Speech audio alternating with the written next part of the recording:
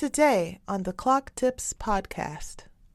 And if you shine light, instead of feeling sleepy, you'll feel awake.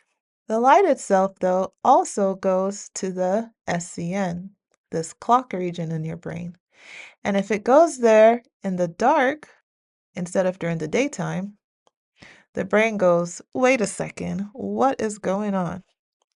And it causes some disruption to the normal way that your clock works. Welcome to the Clock Tips podcast. I'm your host, Dr. Melissa Richardson. Thanks for joining us.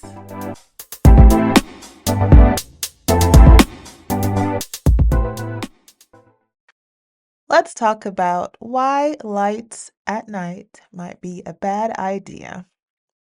So, growing up, you might have had a night light in your room because maybe you were a little scared of the dark. And that sounds like a good idea. And maybe now you still have lights in your room, whether it's on your clock or your TV might stay on while you sleep, or maybe you keep the hall lights on. But is light at night really such a bad thing? So, why is light at night bad for us? Well, if you look outside, you might notice that there's a time of the day that it's sunny or at least bright, and a time when it's dark.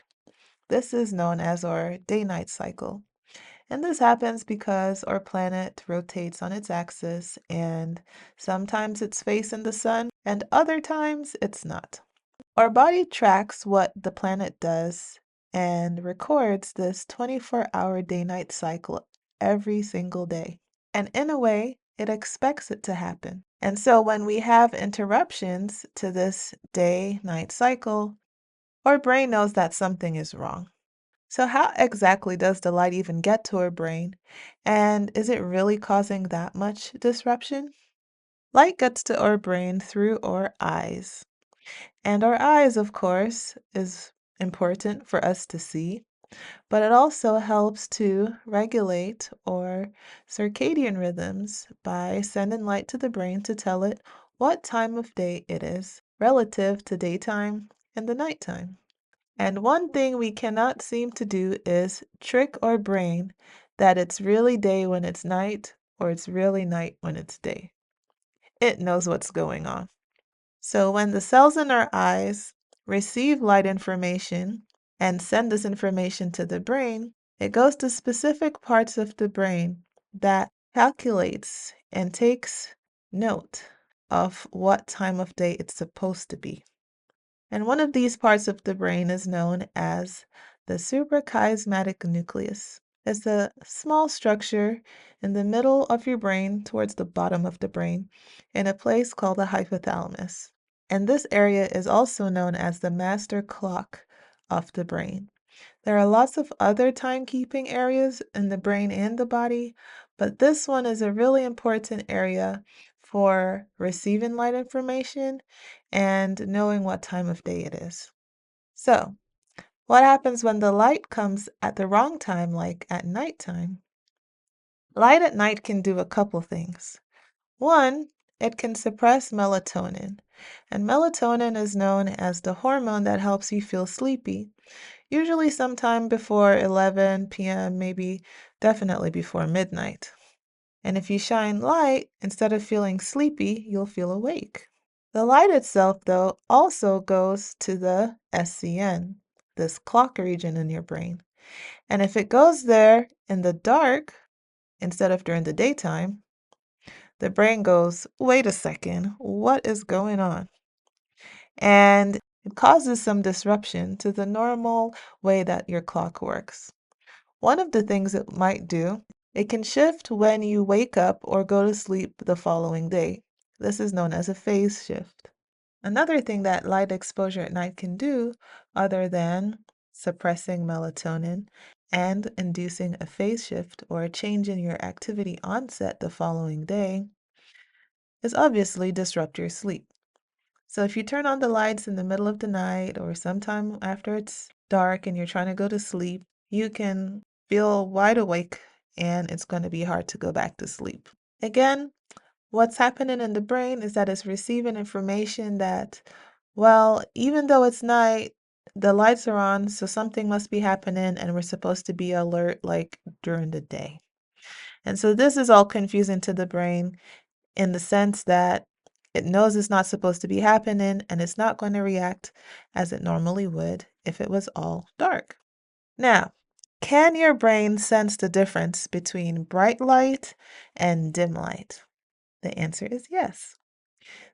In your eye, you have different receptors for light that can tell the difference between different colors as well as different intensities of light.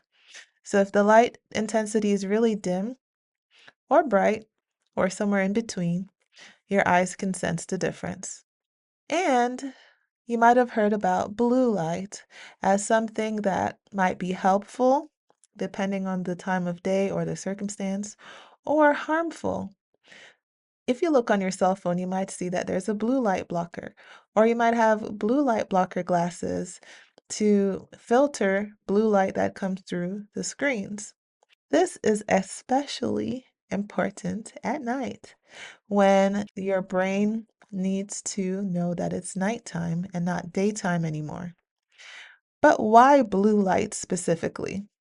Blue light is the predominant activator of the cells that bring light information to that main clock region of your brain that I mentioned before, the SCN.